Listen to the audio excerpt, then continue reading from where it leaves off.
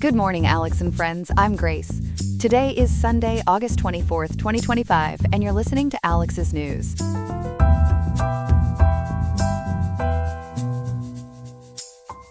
The weather in Riverside today will reach a high of 86.6 degrees Fahrenheit, with temperatures dipping to a low of 74.6 degrees overnight. Expect a warm and pleasant Sunday. Coming up on Alex's News, we'll delve into the significant decision by New Orleans to reestablish its traditional public school system, exploring the factors driving this shift. We'll also examine a crucial immigration case that is currently testing the very boundaries of due process, with potential far-reaching implications for individuals and the legal system. All this and more coming up on Alex's News. Stay tuned.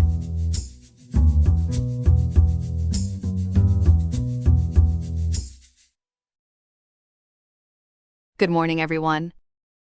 Today marks 2 decades since Hurricane Katrina. Beyond the physical recovery, the storm catalyzed one of the most radical overhauls in U.S. public education, transforming New Orleans' school system into an almost entirely charter-based model. Our education reporter, Ethan, joins us to explore this complex 20-year journey. Ethan, before Katrina, New Orleans, public schools were deeply troubled. Can you describe their state? Grace, it was a system in deep crisis, a real academic storm brewing. In 2004-2005, less than half of fourth graders were proficient in reading and only 1 in 4 in math, with over 60% in schools categorized as failing, according to tulane.edu and ed.gov. Administrative instability, with 9 interim superintendents in under a decade, financial mismanagement, and widespread corruption were rampant, as detailed by rice.edu and hetchingerreport.org. The physical infrastructure was also dire, with many buildings crumbling, per tulane.edu.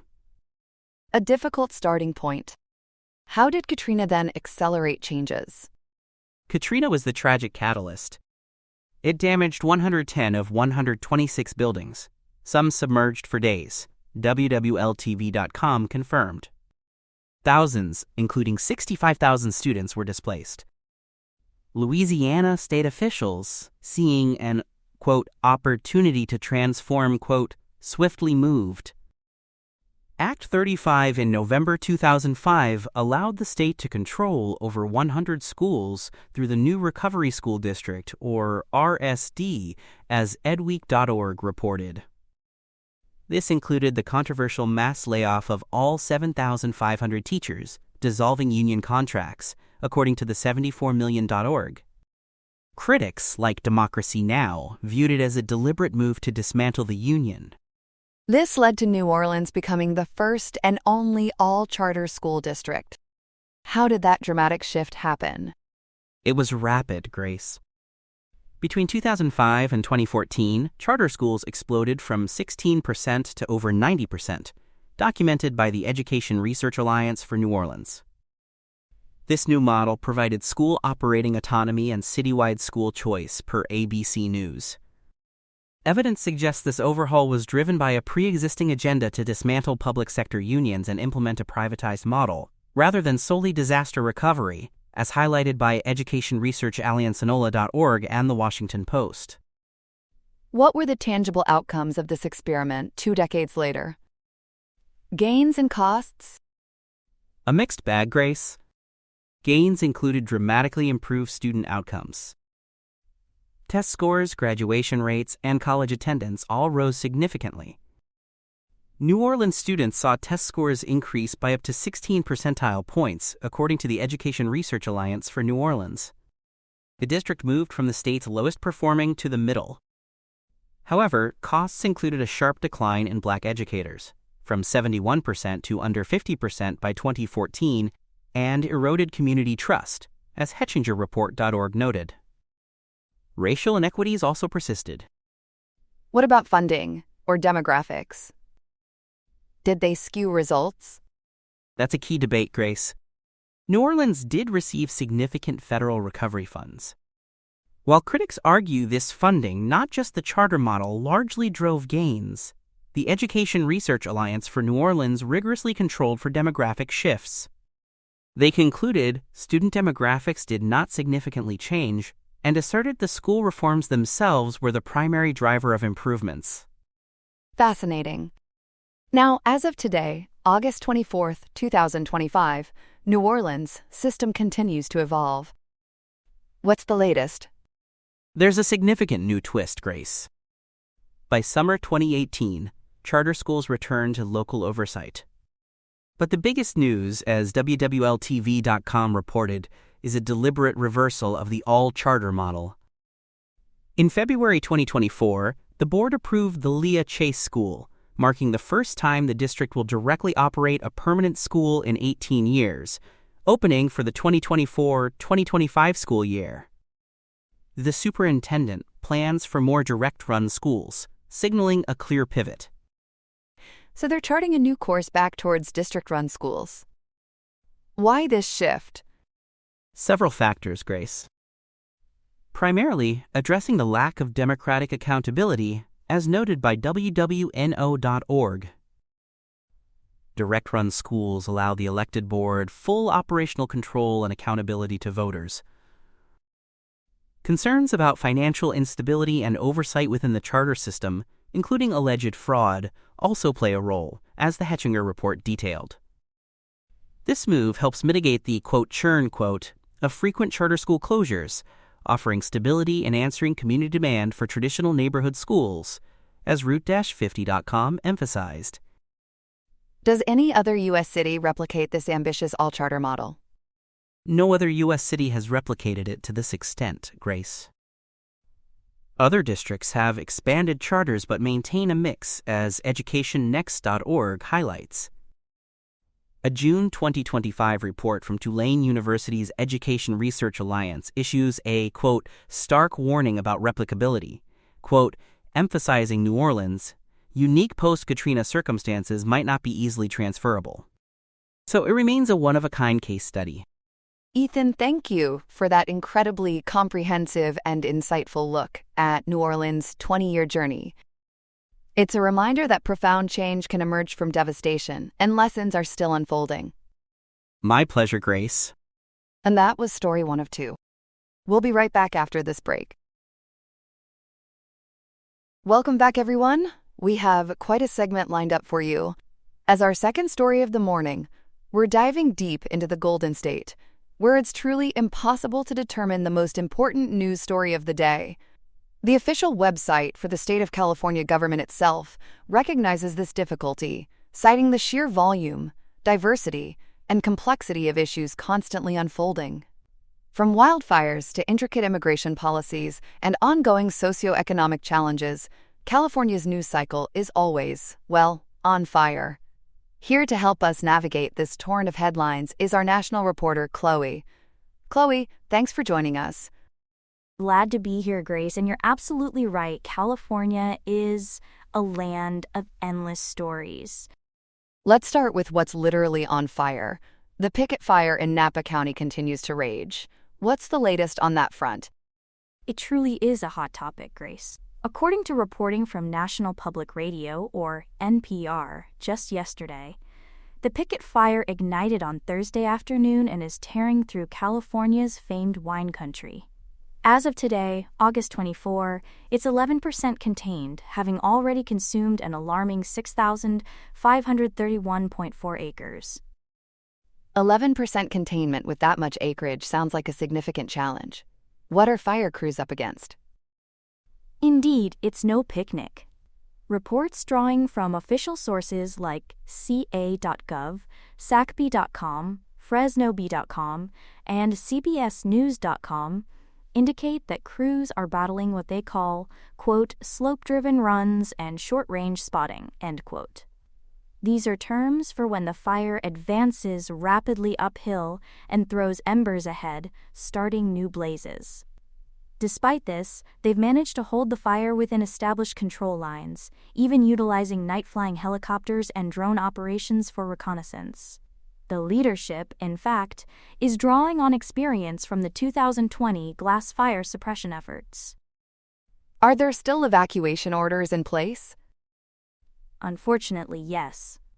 Evacuation orders, which mean an immediate threat to life and require people to leave, are active for several zones including POP E001A, NPAE 114, and NPAE 120, just to name a few.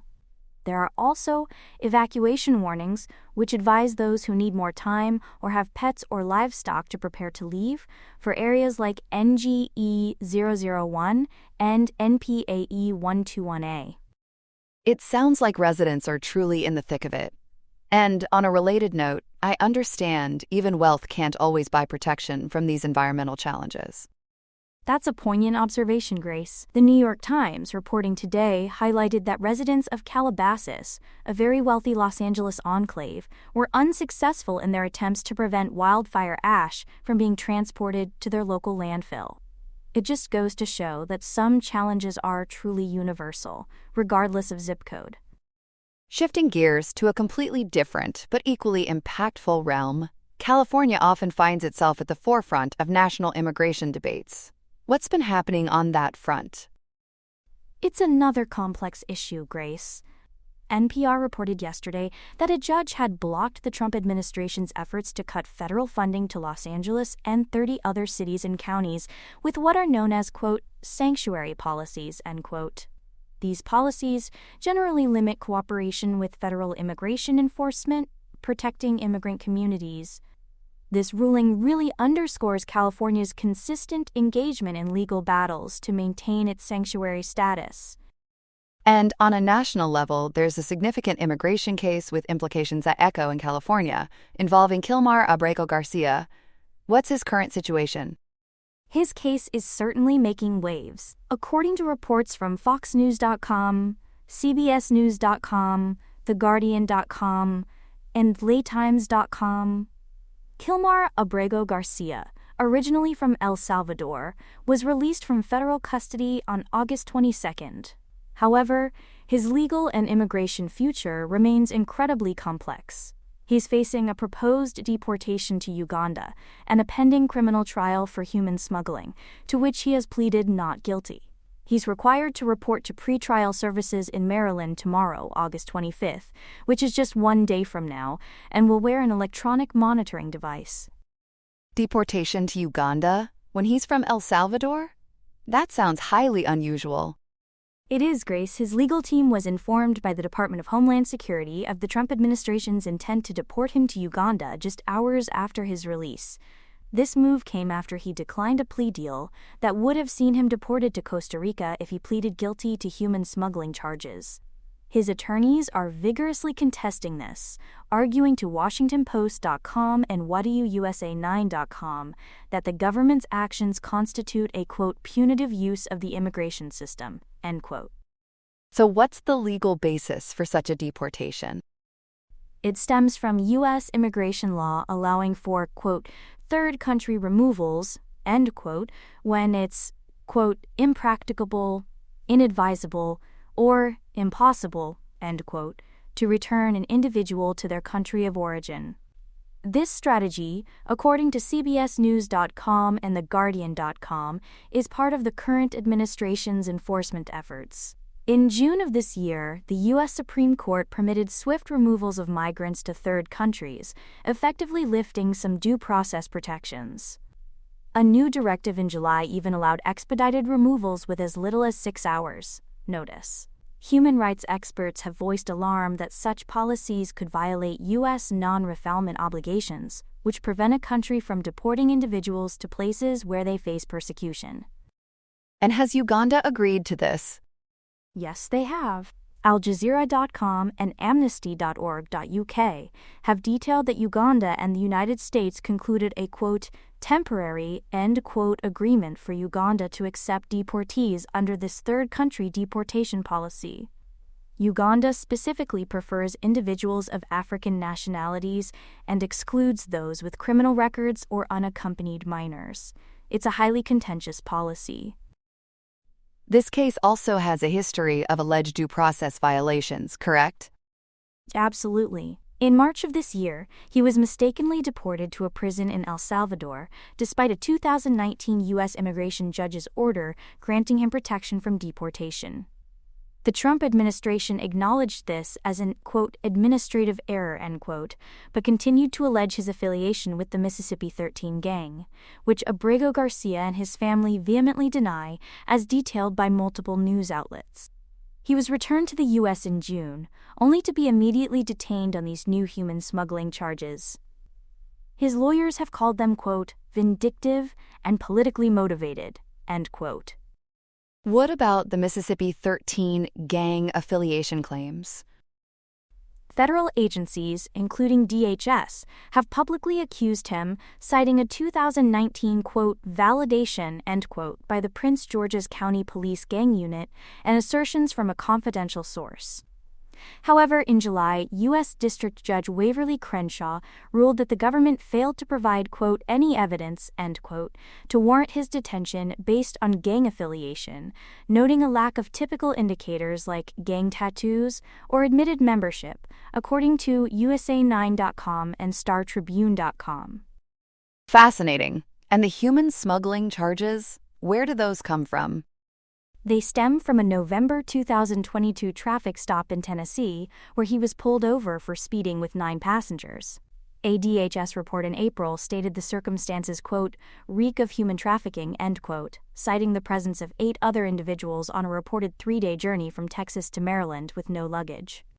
The Department of Justice alleges he was involved in a nationwide human smuggling operation. His lawyers, speaking to independent.co.uk and pbs.org, have dismissed other claims of him trafficking drugs, firearms, and abusing women as, quote, preposterous, end quote. From legal battles to the tech sector, California's influence is undeniable. I also heard something about President Trump announcing the government would acquire a 10% stake in Intel. How does that impact California? While not exclusively a California story, it certainly makes waves in the tech sector, which is synonymous with California. AlJazeera.com and CBSNews.com reported that President Trump announced the U.S. government will acquire a 10% equity stake in Intel Corporation. This acquisition is said to be funded by converting previously awarded grants under the CHIPS and Science Act and additional funds.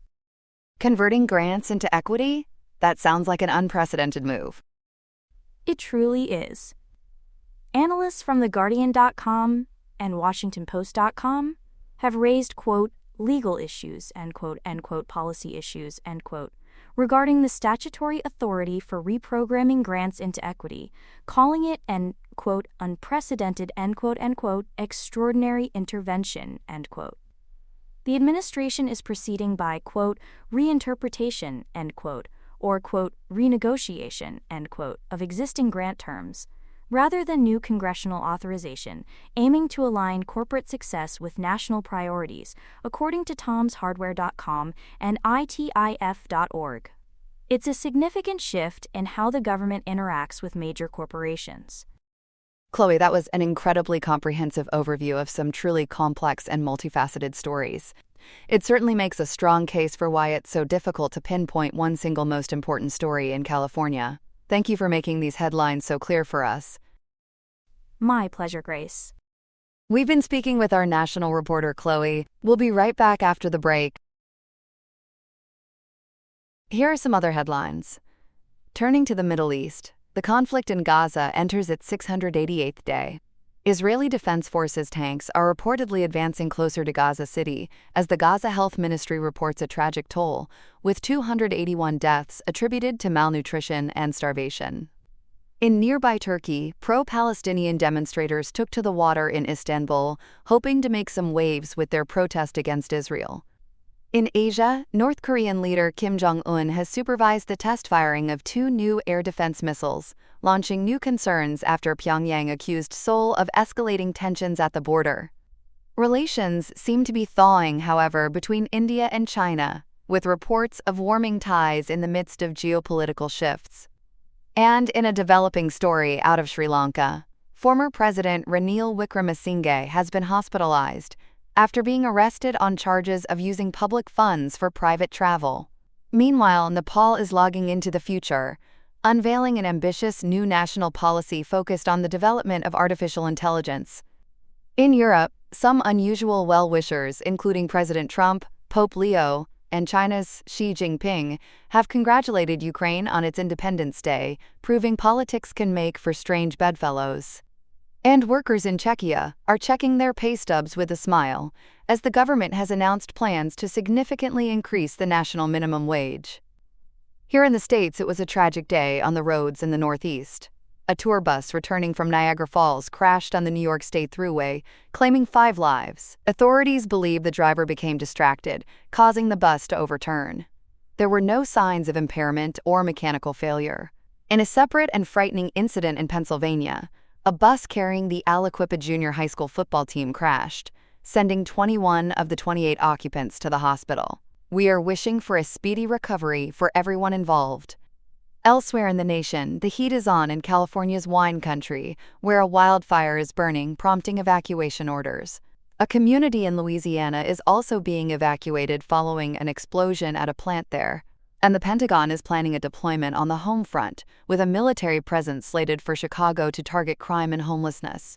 On the policy front, thousands face potential deportation as the Trump administration targets temporary protections for immigrants. And now for some lighter news. Down under, the Albanese government in Australia is cutting red tape to boost home building. In sports, Northeast United FC has won the Durand Cup for the 2nd year in a row. For television fans, filming for Season 5 of Netflix's Emily in Paris is underway, and it seems Emily has found a new canal for her adventures in Venice.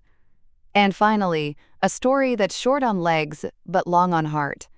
The annual Corgi Race Festival took place in Vilnius, Lithuania, proving that even with the shortest of strides, you can still be a frontrunner. That's all we have for now. Today's episode was made by Alexander King with Claude Sonnet 4.0, Gemini Pro 2.5, Gemini Flash 2.5, and Google Cloud Text-to-Speech. I hope you have a great day. I'll see you tomorrow, Alex.